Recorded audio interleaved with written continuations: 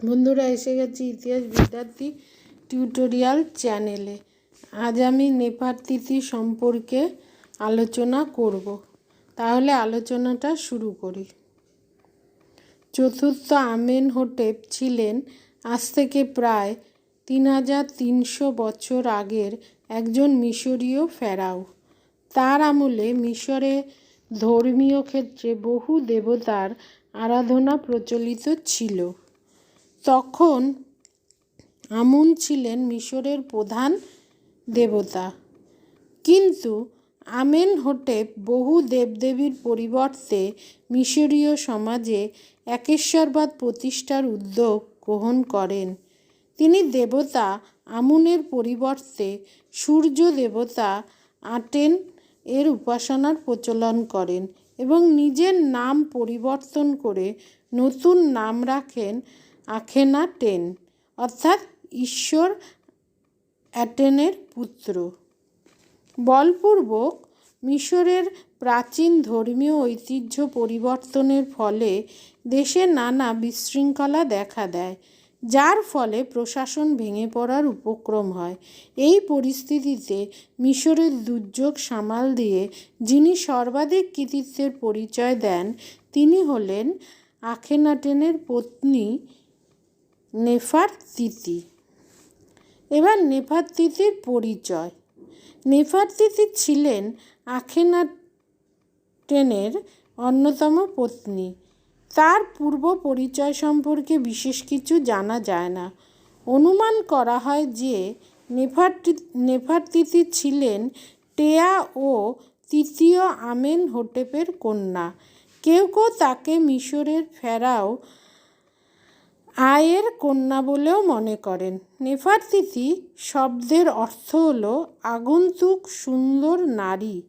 এই অর্থ অনুসারে অনেকে নেফারতিতিকে বিদেশি বংশোদ্ভূত বলেও মনে করেন। আবার কারো কারো মতে নেফারতিতি ছিলেন উত্তর সিরিয়ার মিত্তান্নি রাজ্যের রাজকুমারী। এবার হচ্ছে নেফারতিতি কিভাবে তার কর্তৃত্ব বজায় রাখেন। কর্তৃত্ব পরায়ণতা।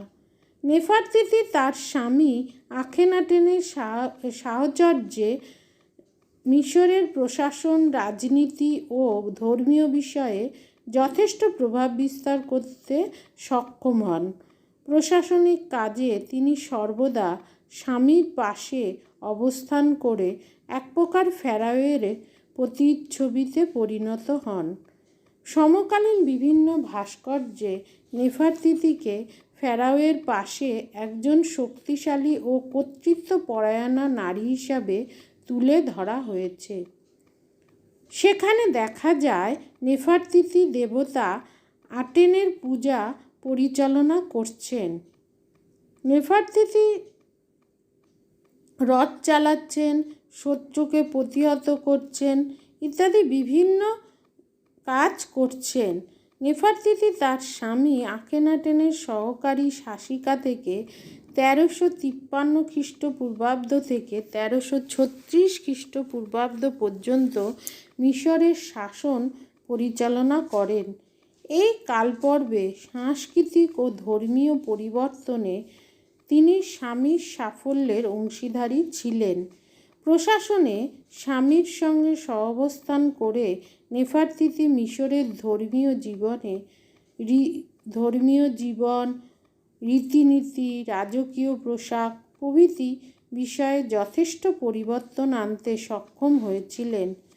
পুত্র সন্তানহীনা নেফারতিতি 6 কন্যার জননী ছিলেন। আখেনাটেনের অপর স্ত্রীর গর্ভজাত টুট পরবর্তীকালে মিশরের ফেরাও টুটেনখামেনের সঙ্গে নিজের তৃতীয় কন্যা আখেসিনপাটেন এর বিবাহ দিয়ে নেফারতিতি ভবিষ্যৎ রাজনৈতিক কর্তৃত্ব প্রতিষ্ঠার পথ প্রস্তুত করে রাখেন।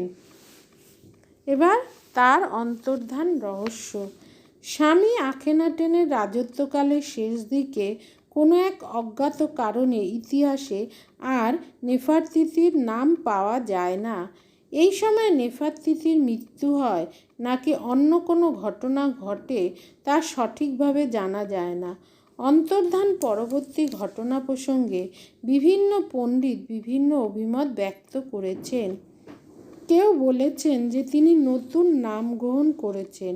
কেউ কেউ মনে করেন এই অন্তর্ধান পর্বে নেফারতিতি নেফরটেন নাম গ্রহণ করে তার স্বামীর সহশাসিকা হিসাবে প্রশাসন পরিচালনা করেন। আবার কারো মতে তিনি ছদ্মবেশে দেশ শাসন করেন। আখেনাটেনের পরবর্তীকালে মিশরের সিংহাসন লাভ করেন স্মেনেঙ্কার নামে একজন ফেরাও। কোনো কোনো ঐতিহাসিক মনে করেন এই স্মেঙ্খার হলো নেফারতিতির অপর নাম। তার মতে নেফারতিতির পক্ষে ফেরাও পদ লাভ করা কোনো অস্বাভাবিক ঘটনা নয়, কারণ হ্যাটশেপসুট নামে একজন মহিলা ফেরাও খ্রিস্টপূর্ব ৫ম শতকে কৃত্রিম দাড়ি বানিয়ে পুরুষের ছদ্মবেশে মিশরের শাসন পরিচালনা করেছিলেন। নেফারতিতির মূর্তিতে তাকে রাজকীয় পোশাকে সজ্জিত হয়ে বিদেশি বন্দীদের শাস্তি দান করতে দেখা যায়। এই জন্য কেউ কেউ মনে করেন ১৩৩৬ খ্রিস্টপূর্বাব্দে স্বামীর মৃত্যুর পরবর্তীকালে নেফারতিতি স্বাধীনভাবে মিশরের শাসন পরিচালনা করেন। কেউ কেউ আবার মনে করেন যে অন্তর্ধান পরবর্তী বাকি জীবন নেফারতিতি উত্তর প্রাসাদে সাধারণ জীবনযাপন করেন।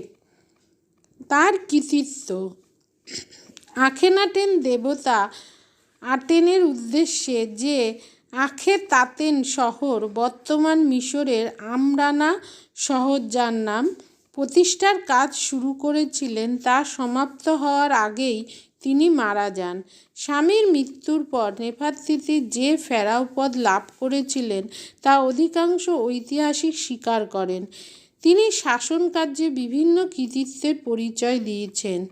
এই স্বামী যে অর্ধেক শহর নির্মাণ করে গিয়েছিলেন, নেফারতিতি মিশরের সিংহাসনে বসে আখেতাতেন শহরের গতি আনেন। মিশরের বিশৃঙ্খল পরিস্থিতি বা বিশৃঙ্খল শাসন ব্যবস্থার অবসান ঘটিয়ে তিনি প্রশাসনের শৃঙ্খলা আনেন। শাসন ব্যবস্থা ও ধর্মীয় বিষয়ে তিনি বিভিন্ন যুগোপযোগী পরিবর্তন আনতে সক্ষম হন। নেফারতিতির শাসনের গুরুত্ব উপলব্ধি করা যায় তার ঐতিহাসিক মূর্তি ও চিত্রের সংখ্যা থেকে, যা ছিল তার স্বামীর মূর্তি ও চিত্রের সংখ্যার তুলনায় অনেক বেশি। সুতরাং সে যুগে মিশরের শাসনকার্যে একজন মহিলা হিসাবে নেফারতিতি যে দক্ষ প্রশাসক ছিলেন তা তার কার্যধারার মাধ্যমে বোঝা যায়। তাহলে তোমরা অবশ্যই চ্যানেলটা সাবস্ক্রাইব করো, ভালো লাগলে লাইক শেয়ার কমেন্ট করো। দেখা হচ্ছে পরবর্তী ভিডিওতে। চ্যানেলটা অবশ্যই সাবস্ক্রাইব করো।